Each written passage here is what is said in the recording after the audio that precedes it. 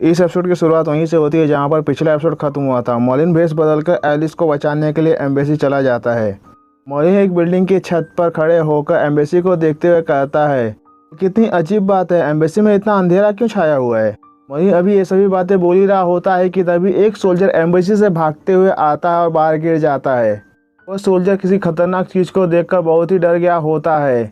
वह सोल्जर वहां से भागने वाला होता है कि तभी बहुत सारे लाश खाने वाले मॉन्स्टर एम्बेसी के गेट से बाहर आते हैं और उस सोल्जर को लाश खाने वाले मॉन्स्टर खाने लगते हैं। मॉन्स्टर को अपने आप को खाते हुए देखकर वो सोल्जर चिल्लाते हुए कहता है, प्लीज कोई मेरी मदद करो। वो सोल्जर मदद के लिए चिल्लाते ही रहता है पर कोई भी वहाँ पर उसकी मदद करने के लिए नहीं होता है। लाश खाने वाले मॉन्स्टर को देखकर मॉर्लिन को भी बहुत बड़ा झटका लगता है। वो शौक में ही कहता है, लाश खाने वाले मॉन्स्टर यहाँ पर क्या कर रहे हैं। मॉर्लिन उन लाश खाने वाले मॉन्स्टर को देखकर शौक में ही होता है कि तभी वो लाश खाने वाले मॉन्स्टर पूरे शहर पर हमला कर वहाँ के सभी लोगों को खाने लगते हैं। लाश खाने वाले मॉन्स्टर के अटैक की वजह से पूरे शहर से चीखने चिल्लाने और मदद मांगने की आवाज़ें आने लगती हैं। उन सभी आवाज़ों को सुनने के बाद मॉर्लिन कहता है, इतने सारे लाश खाने वाले मॉन्स्टर्स यहाँ पर क्या कर रहे हैं, क्या वो शहर पर कब्जा करने की कोशिश कर रहे हैं।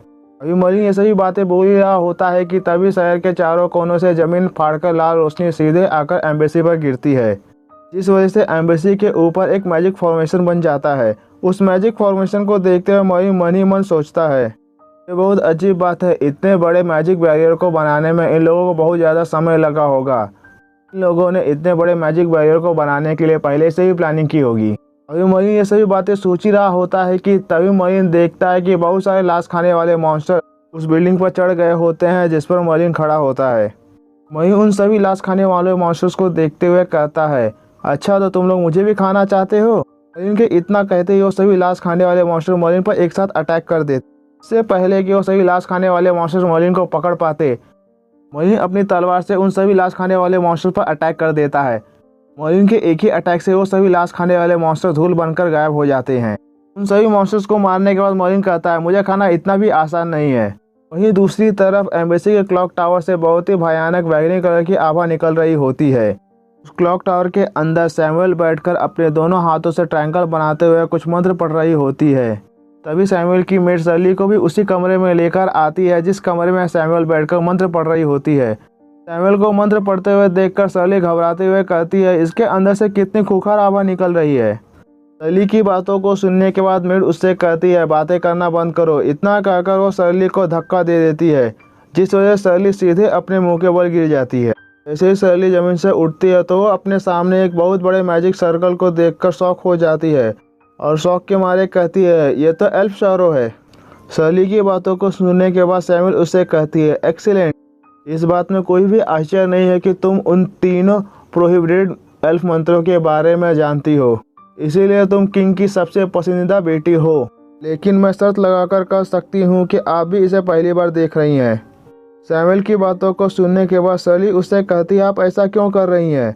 यह मंत्र इस इंसानी शहर को भूतों के शहर में बदल देगा। शर्ली की बातों को सुनने के बाद सैमुअल किसी पागलों की तरह हंसते हुए कहती है, मैंने तुम्हें पहले बताया था कि मास्टर एस्डॉल के फिर से जिंदा होने के बाद डार्क एल्फ फिर से एक बार इस पूरी दुनिया पर राज करेंगे। सैमुअल की बातों को सुनने के बाद शर्ली उसे समझाते हुए कहती है, मेरे चाचा बहुत ही घिनौने एल्फ थे। यदि आप उन्हें फिर से जिंदा करती हैं तो उनकी वजह से एल्फ जाति का विनाश हो जाएगा। अब मेरे पिता पर भरोसा करने की जगह उसके लिए क्यों काम कर रही हैं? शर्ली की बातों को सुनने के बाद सैमुअल को बहुत गुस्सा आ जाता है और गुस्से में ही शर्ली का गला पकड़कर उसे चिल्लाते हुए कहती है, शांत हो जाओ, तुम्हें कुछ भी नहीं पता है।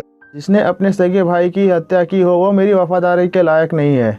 इतना कहकर सैमुअल शर्ली को मैजिक रिंग में फेंक देती है। शर्ली को मैजिक रिंग में फेंकने के बाद सैमुअल उसे हंसते हुए कहती है, अब एक अच्छी लड़की की तरह यहीं पर बैठे रहो और हमारे मास्टर प्लान की पहली सीढ़ी बनो।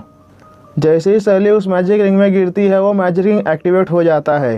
उस मैजिक रिंग के चारों तरफ से बैगनी कलर का धुआं निकलने लगता है और वो धुआं शर्ली को चारों तरफ से घेरने लगता है।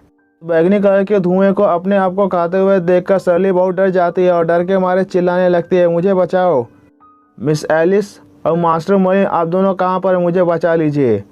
जैसे ही वो बैगनी कलर का धुआं शर्ली को खाने लगता है शर्ली को इतना तेज दर्द होता है कि उसकी आंखों से आंसू निकल जाते हैं। शर्ली की दर्द भरी चीखों को सुनने के बाद मेड कहती है, राजकुमारी की दर्द भरी चीखों को सुनने के बाद मेरे दिल को बहुत अच्छा लग रहा है। मेड की बातों को सुनने के बाद सरली हंसते हुए उससे कहती है उसे केवल उसके पिता द्वारा किए गए पापों की सज़ा मिल रही है। एक बार जब मैं सरली की आत्मा को उसके शरीर से पूरी तरह से निकाल लूँगी तब मास्टर एसडोल फिर से जिंदा हो जाएंगे। इतना कहकर सैमुअल पीछे मुड़ती है और मेड से पूछती है सैफरन कहाँ पर है। सैमुअल के सवाल को सुनने के बाद मेड उससे कहती है अभी वो उन दोनों एडवेंचर से निपटने गया है। मेड की बातों को सुनने के बाद सैमुअल उससे कहती है मैं यहीं पर रुककर इस मंत्र की रक्षा करूंगी, तुम जाकर रेडवुड नाइट्स को इस जगह से दूर रखो। सैमुअल की बातों को सुनने के बाद मेड उसे ग्रीट करते हुए कहती है मैं समझ गई, मैं हमेशा से उन रेडवुड नाइट्स से लड़ना चाहती थी। उन सभी रेडवुड नाइट्स की दर्द भरी चीखें मेरे कानों के लिए किसी मधुर संगीत की तरह होंगे। इतना कहकर वो मेड वहाँ से चली जाती है। वहीं दूसरी तरफ आसमान में बैगनी कलर का बाउंडर बन रहा होता है। तभी उस बाउंडर में एक बहुत बड़ी आग खुलती है। वो आग किसी बहुत ही ताकतवर शैतान की आग लग रही होती है। वहीं दूसरी तरफ पूरा शहर बर्बाद हो चुका होता है, हर जगह आग लगी होती है। पूरे शहर भर में इंसानों के शरीर के टुकड़े यहाँ वहाँ पड़े होते हैं। इतनी तबाही के पीछे एक छोटी बच्ची रोते हुए कह रही होती है मम्मी तुम कहाँ हो, मम्मी तुम कहाँ हो। वो रोते हुए अपनी माँ को ढूंढ ही रही होती है कि तभी वो किसी से टकरा जाती है। जैसे ही वो ऊपर की तरफ देखती है तो अपने सामने लाश खाने वाले मॉन्स्टर्स को देखकर वो बहुत ही डर जाती है। तो लाश खाने वाले मॉन्स्टर उस छोटी बच्ची को खाने ही वाले होते हैं कि तभी एलिस वहाँ पर आ जाती है और उन सभी मॉन्स्टर्स को बर्फ़ में जमा देती है। उन सभी मॉन्स्टर्स को बर्फ़ में जमाने के बाद एलिस उस बच्ची का हाथ पकड़कर उससे कहती है यहाँ से जल्दी चलो। एलिस उस बच्ची को किसी सुरक्षित जगह पर ले ही जा रही होती है कि तभी एलिस देखती है कि उन लाश खाने वाले मॉन्स्टर्स ने उसे चारों तरफ से घेर लिया है। एलिस उन सभी लाश खाने वाले मॉन्स्टर्स को देखते हुए कहती है धत्तेरी की, इन सभी ने तो हमें चारों तरफ से घेर लिया है। वो सभी लाश खाने वाले मॉन्स्टर्स एलिस की तरफ बढ़ ही रहे होते हैं कि तभी वहाँ पर काइल आ जाता है। काइल वहाँ पर आते ही उन सभी लाश खाने वाले मॉन्स्टर्स को मारने लगता है। काइल के एलिस के पास आते ही एलिस उससे पूछती है क्या तुम सभी जिंदा बचे हुए लोगों को किसी सुरक्षित जगह पर ले गए। एलिस के सवाल को सुनते ही काइल उससे कहता है हाँ मैं उन्हें सुरक्षित जगह पर ले गया, लेडी सिसिलिया उनकी रक्षा कर रही हैं। क्या आपको यहाँ पर कोई भी सर्वाइवर मिला। काइल की बातों को सुनने के बाद एलिस उस बच्ची की तरफ इशारा करते हुए कहती हैं मुझे यहाँ पर एक छोटी बच्ची मिली। फिर वो अपनी बातों को आगे बढ़ाते हुए कहती है यहाँ से जल्दी चलो, सिसिलिया ज़्यादा समय तक उन लोगों को नहीं रोक पाएगी। एलिस की बातों को सुनने के बाद काइल उससे कहता है ठीक है मैं यहाँ से हमारे निकलने का रास्ता बनाता हूँ। इतना कहकर वो अपने मैजिक का इस्तेमाल करके सामने के सभी मॉन्स्टर्स को ख़त्म कर देता है। उन मॉन्स्टर्स को ख़त्म करने के बाद एलिस और काइल उस बच्ची को लेकर वहाँ से निकल जाते हैं। इसके बाद ये एपिसोड यहीं पे ख़त्म हो जाता है। अगर आप लोगों को हमारा वीडियो पसंद आया तो हमारे वीडियो को लाइक कीजिए और हमारे चैनल को सब्सक्राइब कीजिए। Thank you for watching.